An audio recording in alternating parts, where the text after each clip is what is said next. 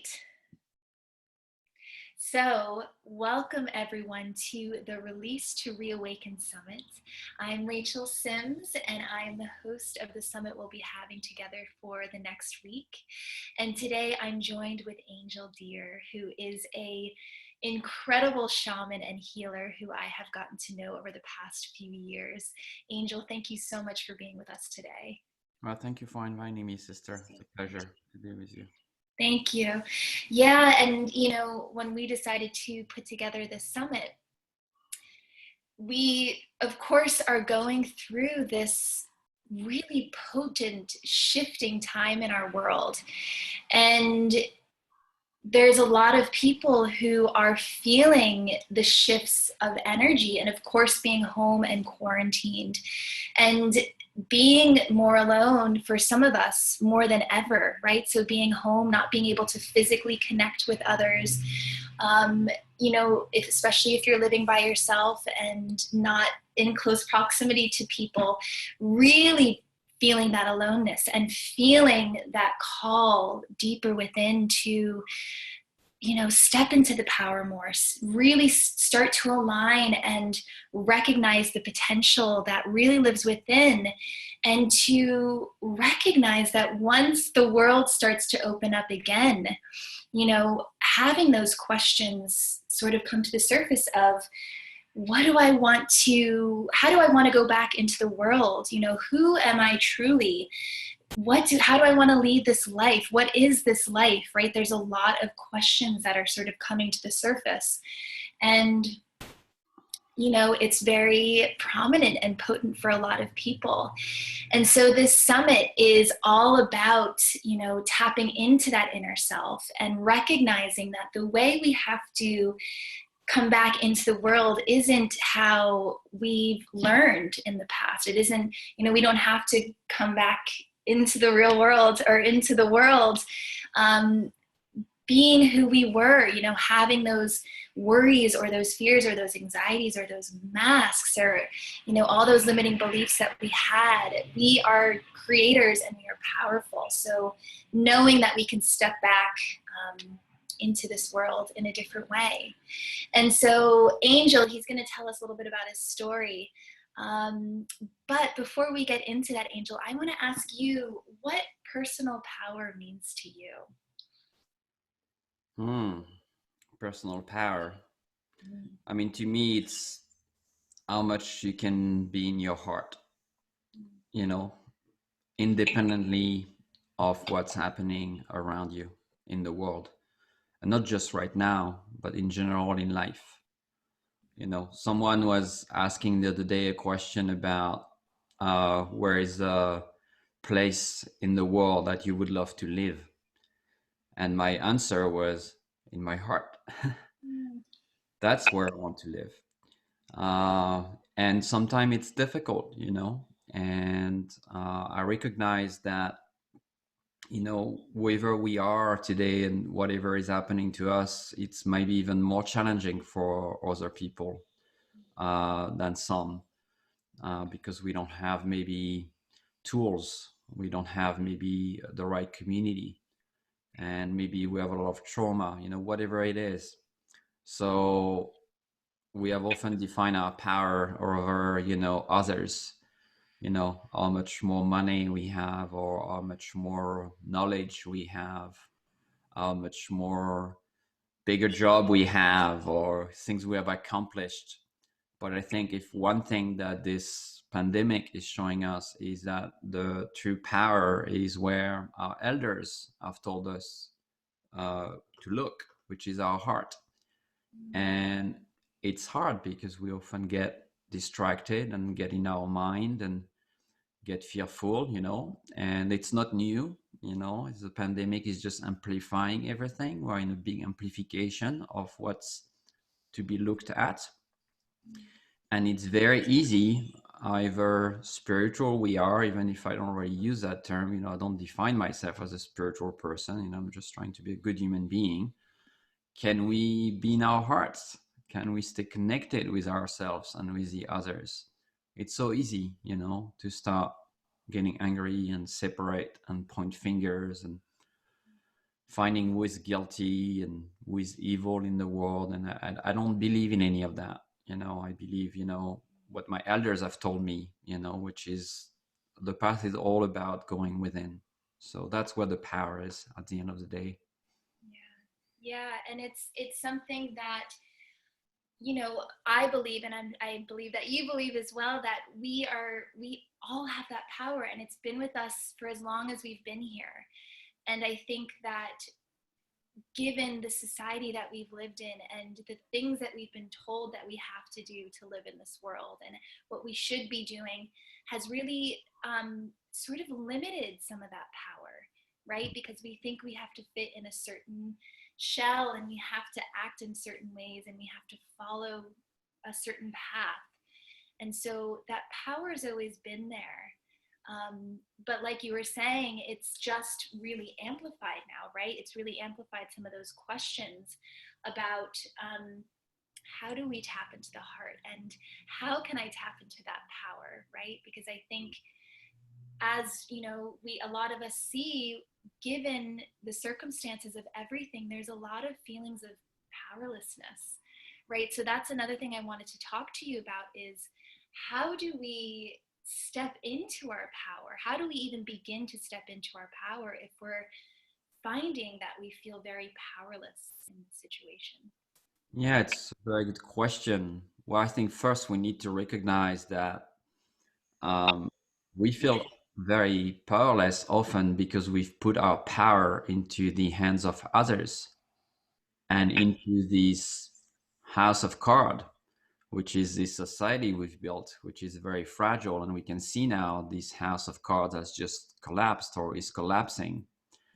And because we are separated, we very often put responsibility and blame of what's happening on what's out there, what's outside of us. And it's a way to give our power away.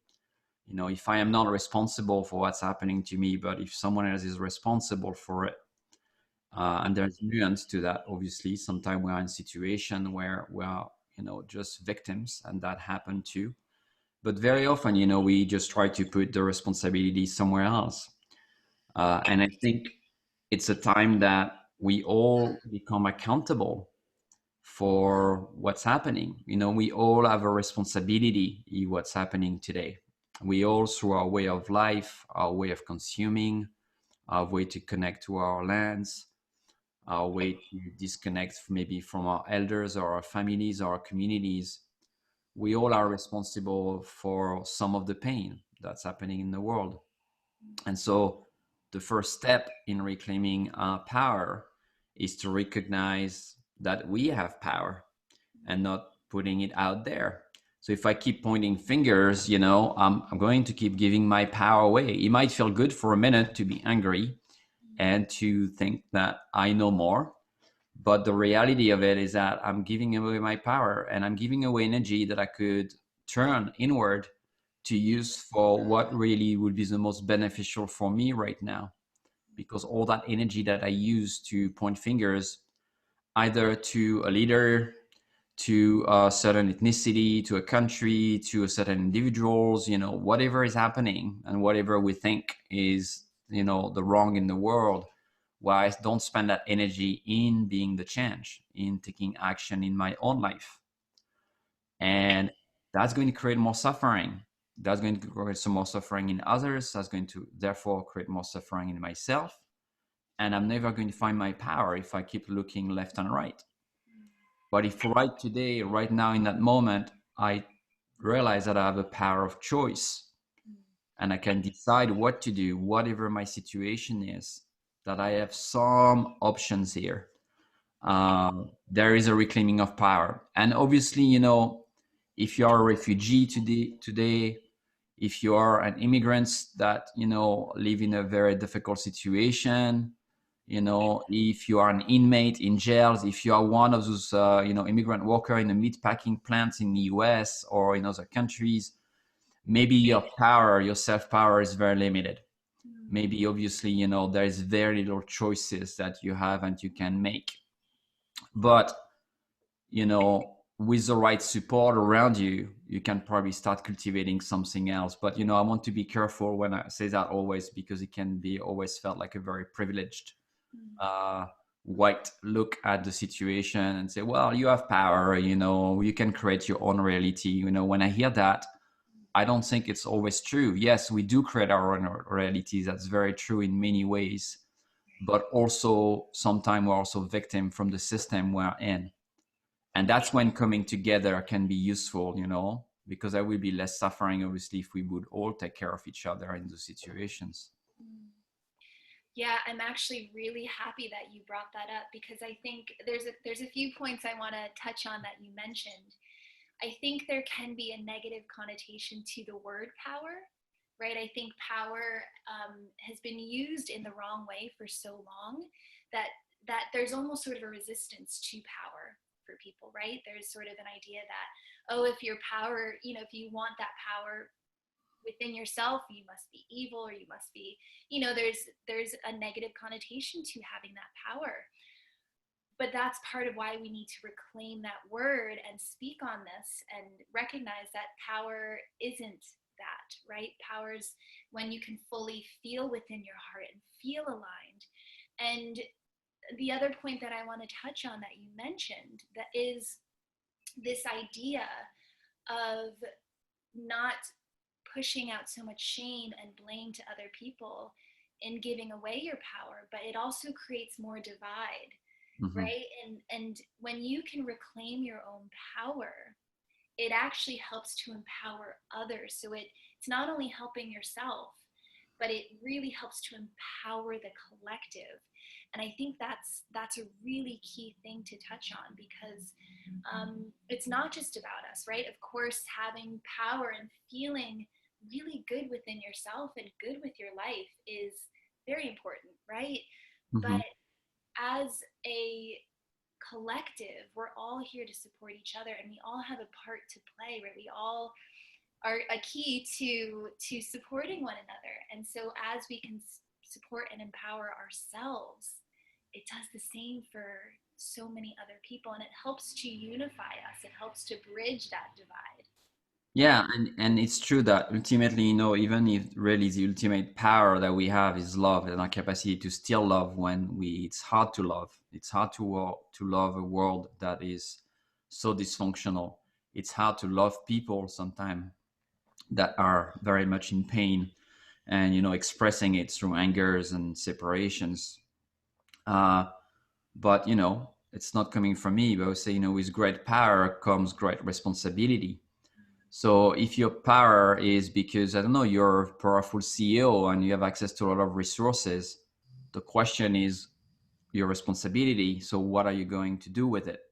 If your power, if you have a lot of money, today, and you have a lot of resources, how are you going to spend that money? If you have a lot of connections because you're, powerful leaders or you're a famous person, how are you using that? So there's no a type of power, I think, that is wrong. It's there's many ways to have power somehow. But if your power could be a skill, could be something that you're really capable at and that's really, unique to you. But always going back to question, what is God asking of me with that power? And if you don't believe in God or the creator, what's my heart asking? What is the right thing to do? What will love do in that moment? So always questioning, that power towards the others and how am I using that? So what is being asked of me right now? And very often when we ask this question, we realize nothing is asked of us about blame or shame or pointing fingers. That's going really nowhere. But I can use that energy, maybe the injustice that I'm feeling, maybe something that's really triggering me, and ask myself, what am I going to do about it? What am I going to do about it? Because if I can tap into that and I do something about it, then I can reclaim my power, and I can create that change. And that's where I think we need to turn the question around. And yeah, power, obviously can be problematic in the world of today just because we're not connected to each other. But if we're all connected, being all powerful being will not be a problem, because our actions obviously will be always taking into account the others. Yeah, It's true, right? It's in taking that power within ourselves. It's, you know, we want to unify all of us, right? Because we are here together, and that's what this world is. And I think, you know, sometimes we forget that, right? Mm. And so the other thing I want to bring up with you, and I would love for you to tell just briefly your story, your transformation story from where you started to where you are now, because it's such a beautiful story of transformation and of really stepping into your power and your purpose. Um, and I think the work you do could be really helpful for a lot of our viewers. So I'll have you get into that first, and then I wanted to ask you about how to hear that call, because you know you work a lot with trauma, right? Helping people to Mm. release their traumas, and because we've been so disconnected from our bodies.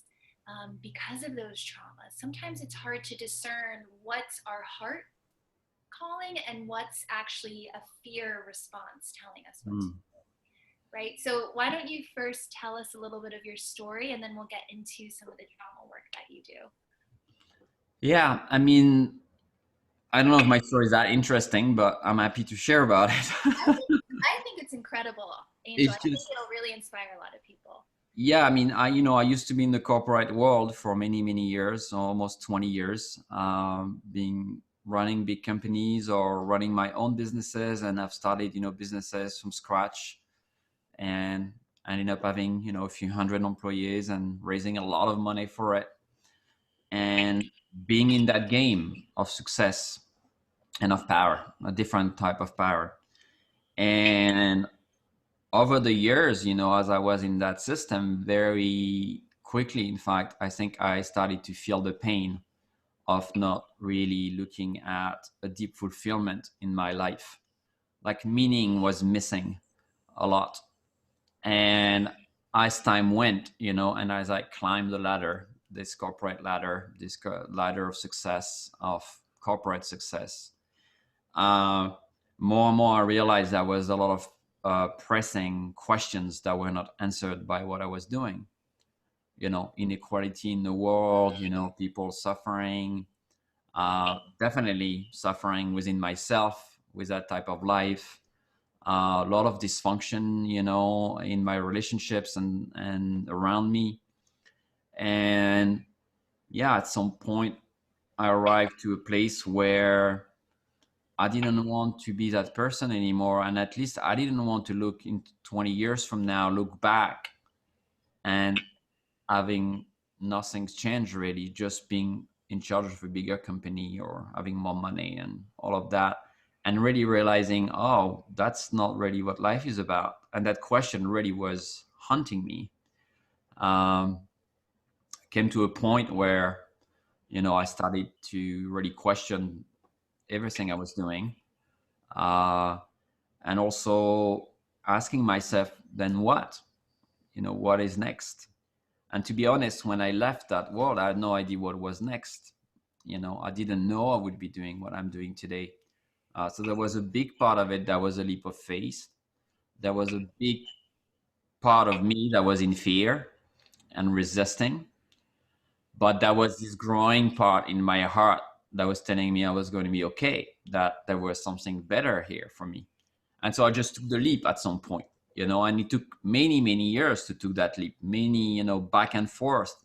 And I think that's part of the process of maturing and tapping into our inner truth and see what's right for us. Because if you're happy, don't change anything, that doesn't, whatever your life is, if you feel like you're really fulfilled and you feel very serene and you don't have anxiety and you feel really content about your life, probably don't change anything. But if you're witnessing some behaviors or emotions and things that are telling you maybe things are not that aligned, it's time to question maybe the way you've done things so far. And that's what happened for me until I quit everything, went on a big journey of transformation.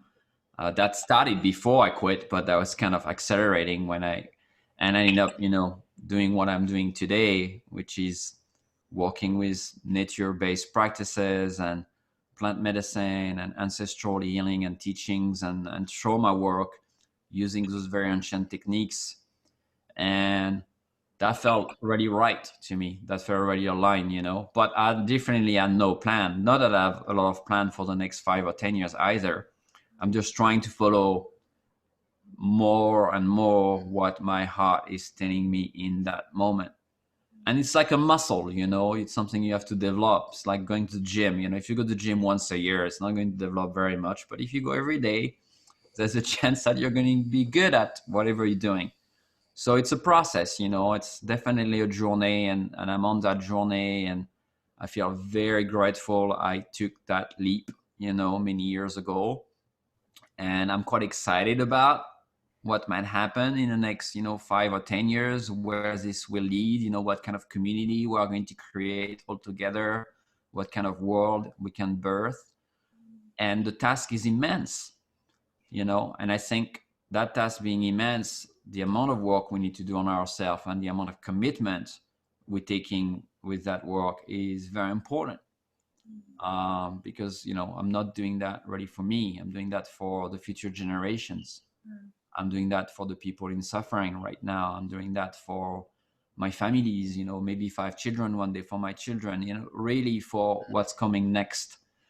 Uh, and I'm very, very in tune with that. What's at stake here and why am I doing that? You know, and for me, it's really fuel my capacity to do my offering and to show up and, yeah, to hold space for people. And sometimes, you know, it can be a lot of energy there, but always if I reconnect to that, it gives me that strong fire that allows me to keep going and to know why I'm doing it. It's beautiful. Really, I think your story is such a perfect example of surrendering and letting go. Mm. You know, because you were in this place where you were successful in all means of this world, right? But there was a deeper longing within you that you knew it wasn't for you, right? There was Yeah. something more. There was something that you weren't feeling fulfilled by. And so in letting go of that old identity, which I think is something that a lot of people are stepping into now, right? Mm-hmm. Realizing that they've held certain ideals about themselves. And we live Yeah. in a world where, you know, that's how we identify, I hate to use that word, but, you know, identify ourselves, right? That's how we seem to the world, right? But we don't have to hold on to that, right? In sort of reclaiming that power and just allowing ourselves to open up. And like you said, not having a really 5 or 10 year plan, just flowing, right? Just allowing the energies of the universe and, you know, whatever greater power is out there, allowing us to just be open to what's in store for us. So I think Mm. you have such a beautiful example of that. So thank you for sharing. You're welcome. So, you know, as you touched on, you do incredible work with, you know, so many different things, from the breath work to the plant medicine to trauma release to the body work. Um, so I would love for you to talk a little bit to some of that work and how um, and how people can work with you or even work with themselves in releasing some of those things that they might be holding in terms of tension or limiting beliefs or limiting ideals about themselves in order to step into that power. Yeah. And, you know, I think first it's recognizing that the world is changing and it's changing quite fast at the moment. It's always changing, but I think we are, you know, in the time of what our elders are calling the great turning, Yeah. the great shift. I like to call it the great remembering, because I think we're just remembering what, you know, we forgot. Uh, and to be able to handle big changes outside of us, we need to be able to handle change within. And so I want to say that first, you know, all the work we're doing and all the work that I'm interested in is that how do we open that capacity for self transformation, because we need to follow the world. The world is going anyway. The planet is changing anyway. So the more we can do prep work, we can do daily work for that, the more we will have a capacity to allow change, you know, within us and to allow being part of that story. And it's true that sometimes it's something that's very hard to touch to if we have been stuck for many years, if we have limited resources. if we are very isolated. So there might be a lot of external circumstances in our life that feel like I can't surrender. I cannot go into flow. I cannot just let go because I need to pay my rent next month, or this going on. And, you know, and it's true that sometimes change takes time. We cannot change our lives overnight. And there's an aspect of being patient that's really important in that process. But therefore, if we cannot change our whole life, if you cannot get into that, what about taking some time for ourselves a few times a week or every day, 30 minutes? Maybe if we're already busy and we're working a lot and, we have kids and maybe we can't take more than that. But what if I dedicate 30 minutes a day to my own transformation, knowing that if I open my heart, if I heal my trauma, if I have more capacity to trust in myself, if I have more ways to understand where is my wisdom in my body, is it my trauma speaking, like you said, or is it my heart? What is this next step? That's not going to come from the outside. It's not going to come just from reading books or listening to me here or coming to an event. It's going to come from self-work. And there's a lot of tools for that. And so what all the things we're doing, either it's breath work or shamanic meditations or ceremonies, retreats, all the things we're offering are here to nurture that inner space in the aim of changing communities, changing the world. But we are doing it for ourselves first because we need to be able to heal first. We cannot be angry at the world because the world is hungry. We cannot blame separation by pointing fingers and therefore creating separation. So we need to realize that we need to be accountable. And therefore, if there is things that we can't control and that we are living with, anxiety and stress and maybe shame, maybe feeling disempowered, feeling that we can do this, feeling that, no, my story is different. Whatever is there for us, whatever is true and alive, all that is true and alive for us, opening a little bit our space in our days and our weeks to say, hey, why don't I start doing something here about it and see what happens? I'm not telling people, here's a magic stick. I just say, try it, see how you feel about it in an hour or 2 hours from now, and in a month from now, if you do that every week. And very often people are like, wow, I'm discovering things about myself that I've never seen before. But nothing is going to change if we keep doing the same thing. To me, it's always interesting that even if you offer, all our events have a free options and, people can come, many people don't always take the time for it because we're busy with life. And I think that's a problem. We're busy with our own stuff and with our life. And we forgot that the reason we're alive and we came here is to heal our soul. We came to experience something, that soul that's very ancient, and we came here to learn something. And is it really what I'm doing right now? Is it really answering that? Am I addressing the question, of really what is being asked of me?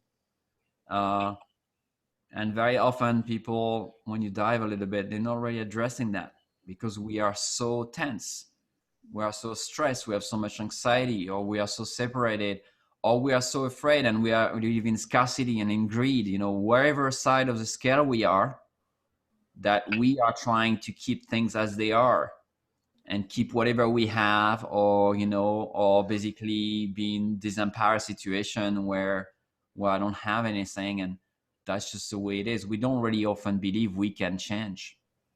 Very often it's hard. Something that's really hard to believe when we've carried trauma for all our lives, and things are really hard to change. And we know that. I know that. But can I create space? Can I create a bit of space, in my life for it? Can I create a bit of space in my body, in my heart for it? And be very self-loving and compassionate with self, in that process, that we are human, and therefore, we are perfectly imperfect, and we carry a lot of stuff that maybe are going to be here with the end of our life, but we can still open our heart. We can still, release some of that stress. We can still connect more to each other and stop judging and separating, you know, which is the reason why we're in this trouble in the first place. Yeah. And I think, you know, just to touch on what trauma is just in general for those who might be a little bit unfamiliar, you know, you hear about traumas of someone getting in a really bad accident and having Mm-hmm. that post, or going to war and having that PTSD. Mm-hmm. But what me and Angel are talking about is trauma is so broad, right? There's so many different ways that you can hold trauma, and you could have these smaller experiences that you didn't even know truly affected you, but are living within your physical and energetic body. And what happens is, because we're so multi-layered and so multi-dimensional, is we hold so many different things within our physical and energetic space, and it creates sort of these layers of trauma. And you know, what we're talking about is really tapping in, so working on starting to release some of those triggers, or release some of those things, or even start to uncover some of those things that you might not even know were triggered, you know, especially if you were younger, or if you're someone who believes in past lives or generational healing. You know, we can hold on to those things from people in our generational line. And so it's very layered, you know, and this is something it really is a lifelong process, right? I think, as you said, Angel, the more that we can do the work ourselves, the more, as the generations continue, it will start to help them, you know, release even more, and not have to hold on to so much, because we're starting to really do that work and step into our power. So hopefully our children and our children's children and so on will feel more empowered, and, you know, not hold on to those things as much. So Yeah, and you know, I think to be able to have a different life, we need first to be able to dream it, you know, to have this dream about it. And very often, let's say if you grow up in poverty, and that's your experience your whole life, because that's your family experience. Maybe you live in a community that's the same, that's your community experience.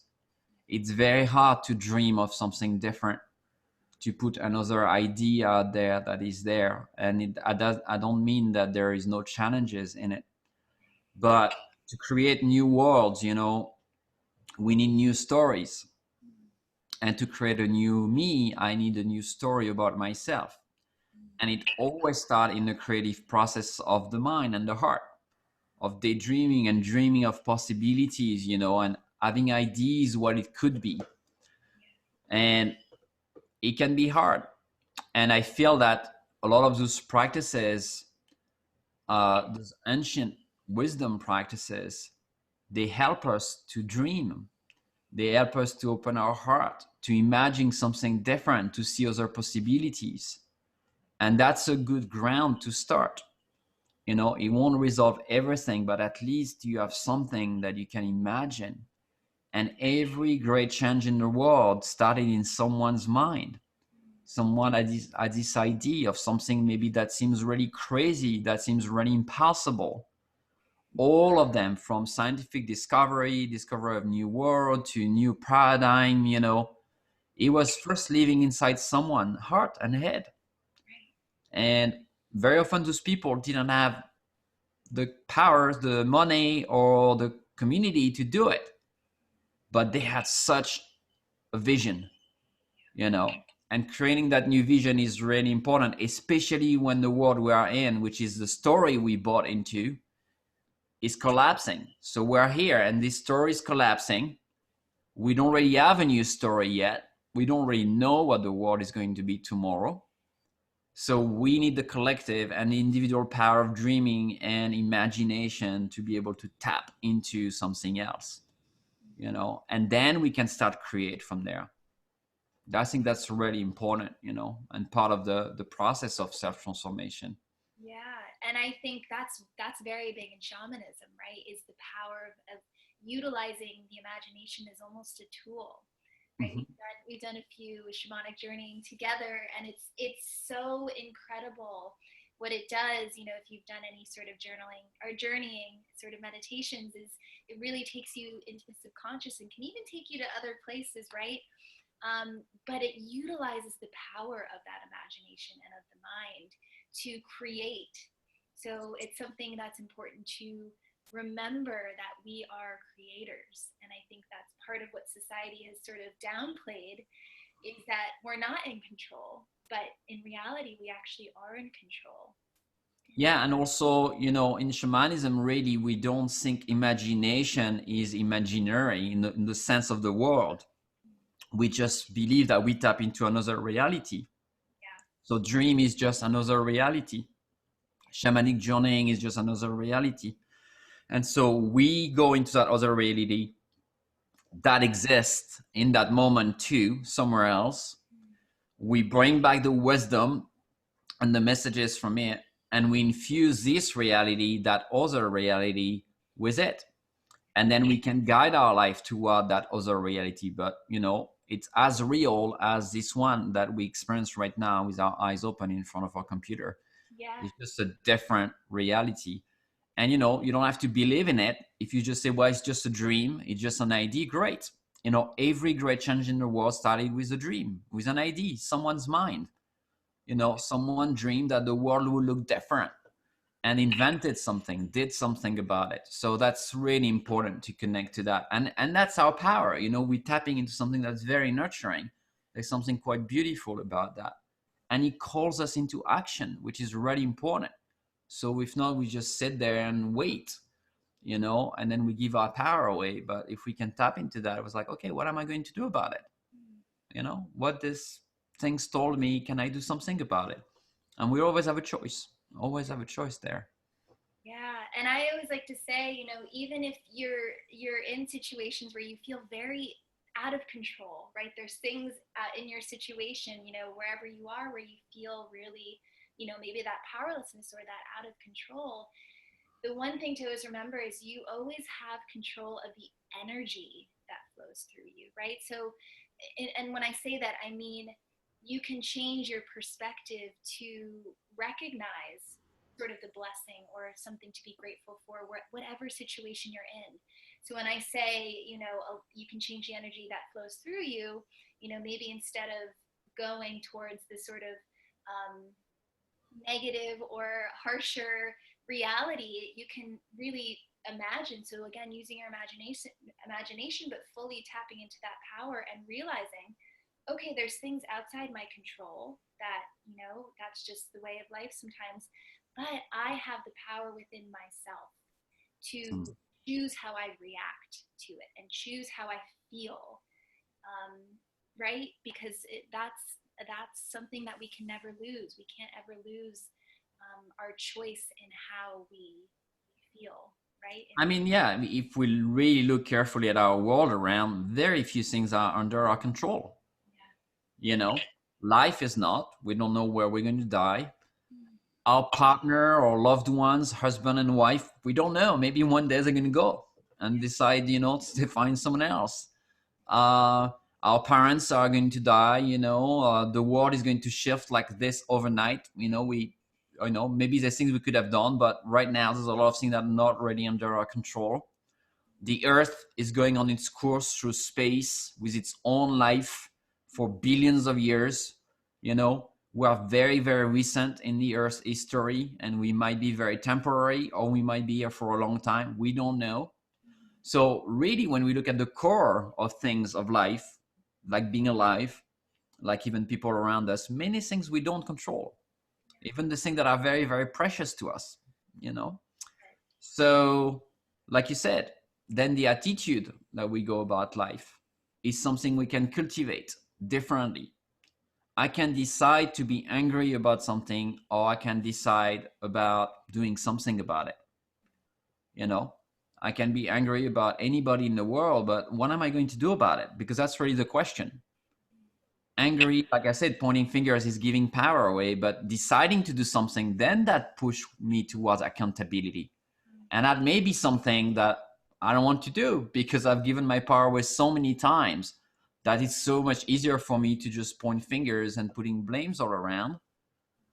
And it's really hard sometimes to come back, okay, what can I do about it? And really to trust that we have some power there. You know, it's a hard process when we are not used to it in a society that disempowers us a lot, you know, in so many ways. You know, Angel, the word that keeps coming to mind for me is in doing this and stepping to our power and really taking the responsibility within ourselves to start releasing these things and changing our life, there can be a lot of fear. So Mm-hmm. fear is the word that keeps coming to me. And even for myself, who's really been diving deep into some of these things, I find fear come up a lot. And so I would ask you what sort of guidance or advice you might give anyone who feels that fear within them, that they might be scared to start taking those steps. You know, what can they do to maybe ease that up a little bit, or just step through the fire? You know, what advice would you provide in terms of that? Where I think, you know, my experience over the years that a lot of those blocks are really in our bodies. You know, they're not just in our head, they held energetically through tensions, through different ways into our bodies.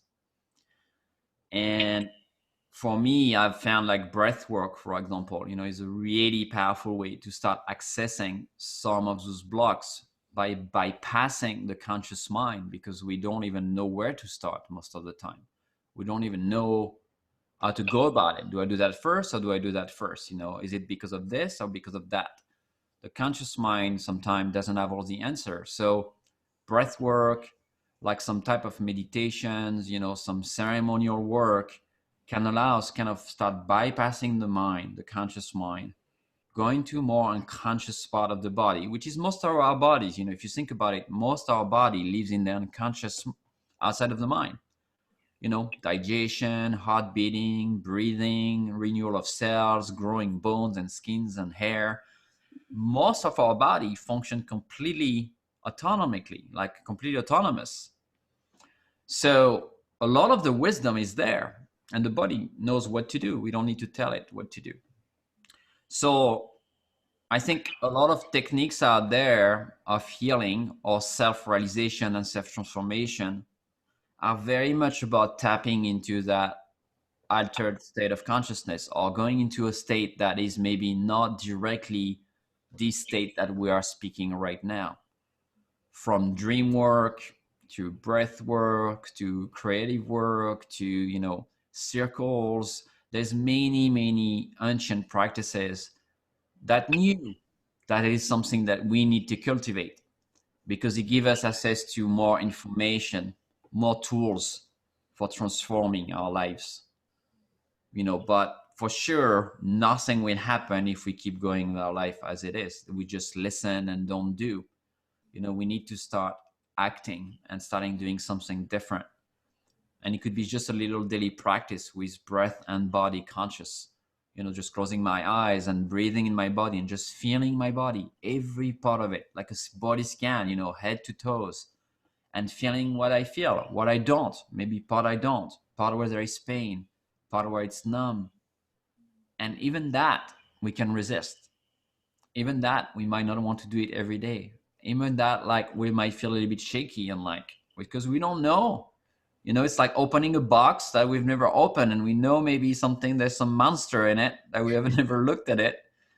And I recognize that, you know, so we need to be very gentle with it and do it a little bit. But even doing that, for many people, they won't do it because there's a lot of resistance there.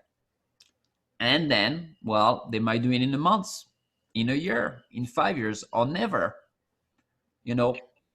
But one day, when we've had enough of life as it is, when we feel like I need to change something about my life, we might start taking those exercise, those practices seriously, and recognize that we are a sacred being, that the ceremony is life. Since I'm born, I'm in ceremony. This is my ceremony. And how much am I going to take this life seriously, as it's a sacred life? It's a privilege to be alive, and therefore I'm going to honor how sacred I am by bringing rituals, by bringing, you know, care about that sacred beings that is unique. There's nobody like you or like me on the planet, and so we are all needed. Somehow the creator created us with a specific mission, And it's very important that we honor that. At least I feel that's how we can live a very fulfilled life. If we see that we're not just someone that just live in a house somewhere and consume and retired and one day die and that's it, you know. If we think that our life is just about owning things and living somewhere, and then the life is not going to be very fulfilling, I think, and it's going to be pretty sad in many ways. Yeah, and Angel, I want to bring up, in terms of doing this work, of course, we're connecting with so many other people around us, right? We're helping to empower and support each other. But in being part of this world, it's also connecting to the earth. Mm-hmm. You have this beautiful sanctuary up in Callicoon, New York, which I've been to a few times, and it's so peaceful and calm and healing. And I would love for you to end. We have, this and one other question I want to ask you, but coming to an end, just sort of talk a little bit about your land and how connecting to the land. And you work. I know you have your bees on the land, and you have your garden, and how also connecting with the earth is going to help to empower not only ourselves but also Mother Earth and all her energies. Yeah, I mean, it all starts there, and that's where it will end. Because that's where we're going back one day, back into the soil, at least this body. And for me, all my inspiration comes from there, from that connection to nature. We all can feel a heart opening or beauty as we watch a sunset, you know, as we watch a beautiful eagle flying in the sky or a magical waterfall in the rainforest. Everybody's moved by that. Doesn't matter if you call yourself spiritual or not. So what is that connects us so deeply to that amazing feeling of love? What's that? It's our mother. We're part of it. We are it. And we're feeling a lot of closeness, when we watch a sunset, when we watch the stars at night, when we watch the waterfalls. And that's the way for me that the creator of the earth, or maybe myself, my heart, is telling me, hey, that's where it's happening. That's where you're going to feel good. That's where you're going to lose anxiety and fear and feel okay. So obviously all those ancient practices are all nature-based practices. They all tap deeply into the wisdom of the earth, the waters and the fires and the birds and the trees and the animals and everything that is present. So that is key for me. That big part of my life needs to be in connection with that. Either it's growing my food or the honey and my bees, or anything I can do on the land, because that always reconnects me to myself, to that sense of belonging. By the way, I usually do that and I come back home and I feel completely okay. No more anxiety, no more fears, things feels really calm and quiet. So in the world of today, that is quite disconnected from nature, that doesn't really recognize all the services that nature provide to us on a constant basis, the air and the waters that we drink, all of that, it's provided by nature as a service for free. I think it's time that we really take that moment and look in our life. Even for me, I've looked at it and say, how can I increase that? How can I spend more time there? Because we are going to need some stable structure, something that we can rely on, even if nature is changing and there's, climate changing and many things happening, but at least there is something that feels very alive and very supportive. And that's where we can find it. And very often we find ourselves in that process, So, and we all have those experience with nature, whether it's a beach, a mountain, waterfall, whatever it is. We all have that. It's very universal. So that's always something we can do, and that's really important. It's and I so agree with you, and I know everyone can agree with you on that point as well. Is connecting with nature. I know anytime I step into the forest or go hiking or just sit and ground in my backyard, I feel mostly myself. That's where I feel myself. That's where I feel like I'm returning to myself. And so I think for those who might be stepping into this and are maybe unsure of where to go, that could be a really nice way to ease into it. Just connecting, saying hi to the trees as you're walking by, thanking them for this oxygen and the sunlight and the breeze. I think in making that connection even deeper, it can help to support you as you go deeper in your work. Yeah, because obviously that's not only beautiful. I can look at nature on my TV and watch a beautiful documentary, but it's alive. There's something speaking back at me. Yeah. There's a conversation going on, and that might feel weird, or you might think I'm crazy, or some people might say, yeah, right, it's true, but if you really spend time to nurture that connection like you would do with a dear friend, you will start hearing that conversation. You will see that something is speaking back. And that's the core of those ancient practices that's still done by so many people around the world that have kept that connection alive. And those people always embody a life that is much more balanced, much more happy, not only as individuals, but as communities, at their vision for the world, for the next generation. So we know that somehow if we can humble ourselves enough to learn from those teachers, to learn from the trees, from nature, that maybe we might learn something different and much more useful, at least for the sustainability of our lives on this planet as human beings, that what we might learn, in an encyclopedia or a book or a conference, there's something much, much more ancient there that wants to talk, that wants to connect. It's very obvious always. Even if we were not a good kid and we never really respected nature, nature is going to still speak back at you. It's like this unconditional love, and what a beautiful experience of it. Yeah, I think that's a beautiful way to end.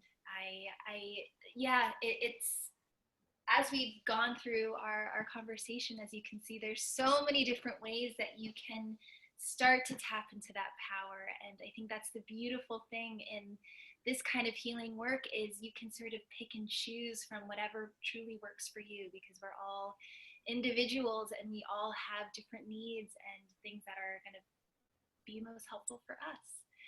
So Angel, why don't you let everyone know where they can find you? And you mentioned your breath work. I can attest to it that your breathwork ceremonies are some of the most powerful things I've ever done for my healing. So please let everyone know what you have coming up and where they can find you. So, well, people can go on my website. So I don't know if you'll put a link about it or people can find that, but it's on thesanctuaryheal.com. And we do a shamanic meditation every Thursday night and Friday morning every 2 weeks to also accommodate Europe. We do a breathwork ceremony every Saturday evening, and also every 2 weeks, one on Sunday morning for accommodating also Europe or people that want to do an early breathwork here in the US. And then we do ceremonies for full moon and new moon. So we have one tonight.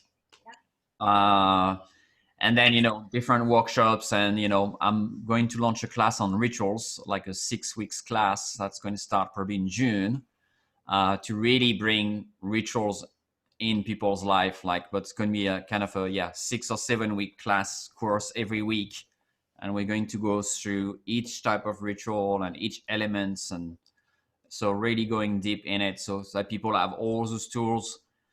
I don't know if we'll be out of the pandemic by June or July, maybe not, but if it goes for longer or even if it's finished, then we can really anchor those practices into our life. So, many things like that and other things coming. And we have a movie night every month also. Yes, and I was at your movie night Friday and it was so touching and so powerful. So please, you guys, make sure you check out some more of Angel's work. He's incredible. We've worked together for the past few years and I've had deep healing done with Angel. So I'm very grateful for everything you've done for me and for sharing all this information with our viewers. So thank you so much, sister. It's a pleasure.